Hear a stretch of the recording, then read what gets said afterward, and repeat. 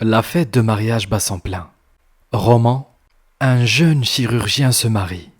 Son épouse Christelle resplendissait de beauté, rayonnait de joie et de bonheur. Les invités étaient ravis. Fleurs, cadeaux, musique et rire ont fait tourner les têtes. Les serveurs avaient à peine le temps de changer les plats, manœuvrant parmi la foule joyeuse. Et personne n'a remarqué un petit garçon d'à peine 6 ans. Il est entré dans la salle en regardant autour de lui. Puis il est allé directement vers le marié. Roman n'a vu le petit garçon que lorsqu'il l'a pris par la main avec sa paume sale et collante, en disant doucement « Allez, Sandra t'attend. Michel, mon chéri, je ne peux pas », dit Roman en s'asseyant devant le garçon. « Je me marie, tu comprends ? Sandra est très gentille, mais j'ai une fiancée. Elle s'appelle Christelle et je ne peux pas la quitter. Ce ne serait pas juste. » Michel a levé les yeux. Il a regardé la fiancée qui s'approchait d'eux et soudain ses yeux se sont élargis de surprise. Il s'est figé, la bouche ouverte. Puis il a dit « Maman ?» Christelle a failli tomber. Mais elle s'est vite réalignée et elle a prononcé en souriant « Tu te trompes, mon garçon, je ne suis pas ta mère. » Michel se tourna vers Roman et battit ses longs cils. Et des ruisseaux de larmes coulèrent sur les joues de l'enfant. Exactement de la même manière que ce bébé avait regardé Roman il y a 6 mois, lorsqu'ils s'étaient rencontrés pour la première fois dans cette immense ville. Roman rentrait de son service et avait sommeil, mais il s'est souvenu que le vieil homme d'à côté lui avait demandé d'aller à la pharmacie pour lui acheter des médicaments. Il y avait un garçon devant la pharmacie qui ressemblait beaucoup à un mendiant. Un vieux pantalon, un t-shirt sale et des traces de larmes sur ses joues toutes sales. « Qu'est-ce que tu fais là, mon frère ?» lui a demandé Roman. « Tu attends ta mère ou tu es perdu ?»« Non, » murmura l'enfant. « J'ai... » Il ouvrit sa main et montra une poignée de pièces et un billet de 50 € tout froissé. « Je dois acheter des médicaments pour Sandra, mais je n'arrive pas. J'ai supplié, mais elle m'a pris par l'oreille et m'a amené ici. » Le garçon a frotté son oreille rouge et légèrement enflée. Des larmes d'impuissance et de ressentiment ont coulé sur ses joues. « Eh bien, je vois, vous avez l'air d'avoir besoin d'aide. Dis-moi d'abord ton nom. Et qui est Sandra, ta sœur ?»« Non, c'est juste Sandra, et moi je suis Michel. Et vous ?»« Roman. Eh bien, frère Michel, allons d'abord voir ta Sandra pour savoir ce qui s'est passé. Puis nous déciderons de ce qu'il faut faire ensuite. Vous habitez loin ?»« Non, juste au coin de la rue. » Ils entrent bientôt dans un petit appartement d'une pièce, propre mais très mal meublé. « Sandra ? Sandra ?» Le garçon a appelé, mais personne n'a répondu. Roman était perdu. Il ne savait pas quoi faire maintenant, car c'est la première fois qu'il se retrouvait dans une situation aussi stupide. Il ne pouvait pas laisser l'enfant seul, ni l'emmener avec lui, mais il ne voulait non plus rester ici. Soudain, il a entendu la serrure de la porte et une fille est apparue. En voyant Michel, elle a soupiré de soulagement et elle a pris l'enfant dans ses bras. « Michel, qu'est-ce qu'il y a ? J'étais inquiète. Où es-tu allé ?» Puis elle s'est levée en regardant Roman. « Et vous ? Excusez-moi, qui êtes-vous » Roman a expliqué et Sandra a forcé un sourire. « Je vois, Michel est très inquiet pour moi. Mais en vain. Je vais bien. » Elle fit un mouvement et commença soudainement à tomber. Roman l'a soulevée, légère comme une plume, et l'a portée jusqu'au canapé. Puis il a appelé une ambulance. Il s'est avéré que Sandra avait une pneumonie bilatérale et que la jeune fille avait été emmenée à l'hôpital. Encore une fois, Roman est resté avec Michel, ne croyant pas que tout cela lui arrivait. Mais il n'y avait rien à faire et il a emmené le garçon chez lui. C'était une soirée étrange. Au lieu de rencontrer sa fiancée Christelle, il est contraint de s'occuper d'un garçon qu'il ne connaît pas, puis d'aller négocier avec une voisine pour qu'elle s'occupe de lui, moyennant une bonne somme, pendant que Roman est au travail. Claudia l'accepta volontiers, même pour une semaine entière. Michel était chez Claudia. Et quand Roman était libre, il l'emmenait chez lui. Malgré le fait qu'ils ne passent pas beaucoup de temps ensemble, Roman s'est attaché au garçon et lui manquait même, s'il devait rester tard à l'hôpital. Il a également rendu visite à Sandra. Les premiers jours, Sandra se sentait si mal qu'elle ne pouvait même pas parler pour remercier Roman pour ce qu'il avait fait pour eux. Mais une fois qu'ils avaient parlé pendant un très long moment, Roman connaissait maintenant l'histoire de Sandra et de son fils adoptif. Sandra avait à peine 18 ans lorsqu'elle a rencontré Grégoire, un jeune homme d'affaires qui était tombé amoureux de cette fille simple qui venait d'entrer à l'université d'économie.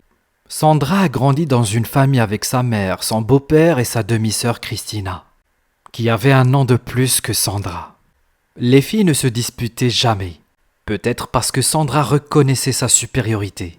Christina était très belle et s'en servait toujours habilement. Personne ne savait que Christina s'enfuyait souvent la nuit, se faufilant par la fenêtre de sa chambre et passant son temps jusqu'à l'aube avec les garçons. Un jour, Sandra a entendu Christina sangloter amèrement dans sa chambre. Elle est allée vers sa sœur et s'est assise à côté d'elle. « Qu'est-ce qui se passe? Est-ce que je peux faire quelque chose pour t'aider ?»« Non, dégage! Je n'ai besoin de personne et je n'ai pas besoin de toi. »« Christina, je vois que tu n'es pas bien. Ne sois pas silencieuse, ça te fera du bien. » lui disait Sandra. « Je vais t'aider, je vais t'aider. Tu ne peux pas m'aider parce que je suis enceinte. Il n'y a pas de remède, tu comprends? »« Quoi? Mais comment as-tu pu? »« Quand tu seras grande, tu comprendras. »« Christina, nous devons le dire à maman. »« Non !» Christina sursautait. « Si tu le dis, tu le regretteras. » Mais Sandra savait que Christina ne pouvait pas se passer de l'aide de ses parents et le soir même, ils ont découvert la vérité. Il y a eu un terrible scandale à la maison. Christina pleurait et niait tout. Sandra se sentait stupide et les parents des filles étaient terrifiés. Le matin, il s'est avéré que Christina avait disparu. Elle ne s'est pas montrée pendant 3 jours. Puis elle est venue doucement, silencieuse et en pleurant. Sans dire un mot à personne, elle s'est enfermée dans sa chambre et n'en est pas sortie pendant longtemps. Lorsque, après un certain temps, sa mère lui a parlé d'aller chez le médecin. Christina l'a regardé sérieusement et a marmonné. « Je vous l'ai dit, il n'y a pas de grossesse. Sandra a tout inventé. Et s'il vous plaît, laissez-moi tranquille. » 6 mois ont passé. Christina avait peu de contact avec sa sœur. Et dès qu'elle a eu 18 ans, elle est partie pour la ville. Elle ne rentrait à la maison qu'occasionnellement, apportant à ses parents et à sa sœur de petits cadeaux et se faisant belle. « Que fais-tu, Christina ?» son père a demandé. « J'étudie, je travaille, » dit-elle en riant. « Tu ne peux pas vivre en ville sinon. »« Christina, tu ne vas pas te marier ?»« Pas encore, je dois rencontrer le seul et unique. Et de toute façon, papa, quand je me marierai, tu seras le premier à le savoir. » Mais ni son père ni sa mère ne l'ont découvert. Leur ancienne voiture a eu un accident. Ils n'avaient tout simplement aucune chance de survivre. Sandra a pleuré amèrement en voyant partir ses parents. Christina était silencieuse et indifférente. Puis elle est repartie en ville sans même dire au revoir à sa sœur. Bientôt, Sandra a quitté la maison, elle aussi. Elle est allée à l'université et elle rêvait d'obtenir une bonne éducation et de se faire un nom. Un jour, sur le chemin de l'école, Sandra marchait le long du trottoir, se cachant de la pluie grise sous un vieux parapluie. Soudain, une voiture est passée devant elle en l'éclaboussant d'eau froide. Sandra s'est arrêtée à regarder autour d'elle. Elle ne pouvait pas aller plus loin dans cet état. Et puis un jeune homme s'est précipité vers elle. « Mademoiselle, je suis désolé, je ne voulais pas. Laissez-moi vous ramener chez vous et vous pourriez vous changer. Je m'appelle Grégoire, et vous ?» Sandra, elle a soupiré. « Je n'ai pas besoin d'un chauffeur, Grégoire. Je vis ici, dans l'auberge de jeunesse au coin de la rue. » Elle s'est retournée et est partie, pensant qu'elle ne reverrait jamais Grégoire. Cependant, le soir, il est venu la voir avec un bouquet de fleurs et des chocolats. « Comment m'avez-vous trouvé ?»« Tout le monde connaît une si belle fille, » a-t-il souri. « Sandra, je vous supplie de me pardonner. Je vous invite à dîner avec moi, acceptez-vous ?»« Oui, » a répondu Sandra, « seulement j'ai besoin d'au moins 5 minutes. » Après le premier rendez-vous, il y a eu le deuxième, puis le troisième, le quatrième. Grégoire est tombé follement amoureux de cette fille stricte et sérieuse, qui ne lui permettait rien d'autre qu'une douce étreinte et des baisers. « Sandra, nous sommes des adultes. » A-t-il persuadé la fille de rester chez lui. « Non, Grégoire, je ne peux pas faire ça. » répondit-elle et il abandonna, attendant juste le moment heureux où il appellerait sa fiancée. Sandra marchait avec Grégoire quand elle a rencontré Christina. Elle était très surprise de voir sa sœur avec un homme aussi beau et elle a fait semblant d'être très heureuse de les rencontrer. Grégoire était tellement gêné qu'il est resté sans voix. Sandra a vu la façon dont il regardait Christina. Christina était si belle, elle. Pour briser le silence gênant, elle a suggéré d'aller tous ensemble dans un café. Grégoire a hoché la tête et Christina a également accepté. Au bout d'une demi-heure environ, la tension entre eux a disparu et Sandra, ravie, s'est excusée de s'absenter un moment. Quand elle est revenue, elle a vu qu'ils discutaient de quelque chose de passionnant. À l'aide d'un panneau près duquel se trouvait leur table, Sandra a écouté leur conversation et elle est restée bouche bée. « Essaie de lui dire qu'on avait quelque chose. »« Pourquoi ? Peur de perdre ma petite sœur ? » ?»« Ce n'est pas ça, je ne veux pas que sa réputation souffre à cause de toi. »« Ah oui, tu n'as pas dit ça avant, quand tu m'as réservé au club. Écoute, ne joue pas la victime, tu es juste une escorte, pas la meilleure de la ville. Et toi et moi, nous n'avons rien en commun. »« Si, j'ai eu un bébé avec toi. »« Oh, n'est-ce pas ? Et où est-il ? » Une grand-mère alcoolique vit dans la vieille chaufferie de la rue Saint-Lazare. Elle s'occupe de lui pour une bouteille et de la nourriture. Qu'est-ce qui te fait croire qu'il est à moi ? Combien d'hommes as-tu eu ? Des centaines ? Qu'est-ce que ça a à voir avec moi ? Tu dois le prouver. Je ne veux rien prouver. Je ne veux pas de lui, comme toi. J'espère qu'ils mourront tous les deux. Sandra s'est approchée, toute pâle, en fixant sa sœur et son époux avec des yeux qui ne craignaient pas. Sandra, a chuchoté Grégoire. Je peux expliquer, c'était avant toi. Christina est mon erreur, mais ce n'est pas de ma faute. J'étais jeune et stupide. Sandra, pourquoi tu cherches des excuses en prétendant être un saint ? Et toi, l'honnête, hein ? Christina s'est levée et est partie, poussant Sandra avec son épaule. La fille a failli tomber et s'est enfuie du café. Quelques jours plus tard, Grégoire est allé voir Sandra. Il voulait lui laisser le temps de se calmer, mais dès qu'il a ouvert la porte de la pièce, il a été stupéfait. La jeune fille baignait un petit garçon maigre d'1 an et demi, qui s'accrochait à elle avec ses petites mains. Grégoire a compris et il a exigé qu'elle le donne à un orphelinat. Mais Sandra n'a fait que de le transpercer d'un regard noir, puis elle est venue pour claquer la porte. Plusieurs années ont passé. Sandra, qui n'a jamais terminé ses études, travaille dans un magasin de journaux, lave les sols d'un entrepôt la nuit et élève toujours le petit Michel. Sandra a découvert que Christina était partie à l'étranger et y est restée pour toujours. Grégoire a épousé une fille riche et n'a pas du tout pensé à Sandra. Sandra a essayé de donner au bébé l'amour et la tendresse qu'il n'avait jamais connue. Michel savait que Sandra n'était pas sa mère. Elle ne voulait pas le lui cacher parce qu'elle avait peur qu'un jour, la conscience de Christelle se réveille et qu'elle veuille récupérer son fils. Il ne pardonnerait pas à Sandra de lui avoir menti. Alors elle lui a montré des photos de ses grands-parents, elle-même et Christina. La belle Christina et sa mère distraite et cruelle. Un jour, Sandra a eu un rhume.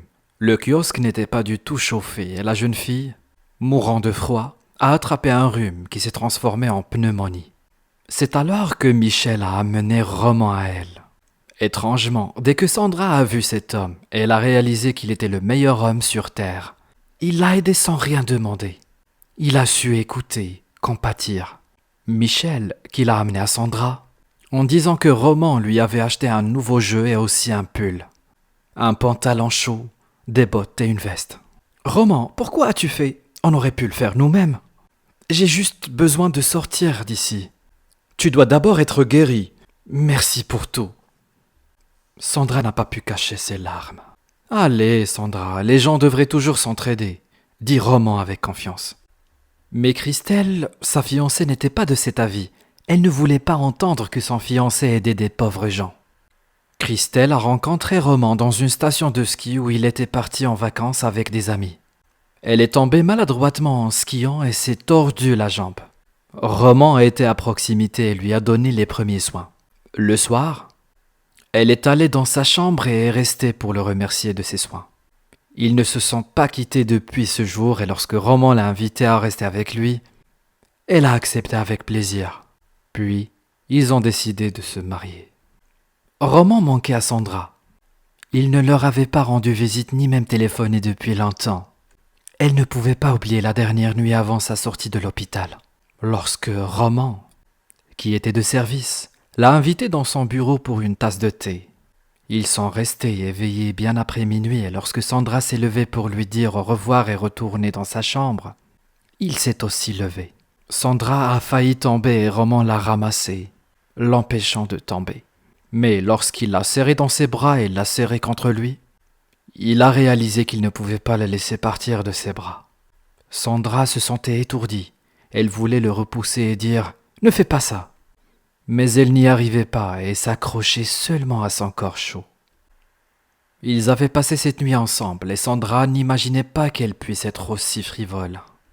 Et puis il est parti. L'orgueil de la jeune fille l'empêchait de l'appeler elle-même. Mais elle croyait toujours qu'un jour la porte s'ouvrirait, qu'ils entreraient et diraient doucement « Je suis venu à toi pour toujours ». Un jour, Roman est passé et s'est excusé d'avoir été absent si longtemps. « Je suis tellement épuisé, ce mariage me prend tellement d'énergie. »« Un mariage ?»« Oui, Sandra, je vais me marier. Je te l'ai dit, j'ai une fiancée. »« Et nous ?»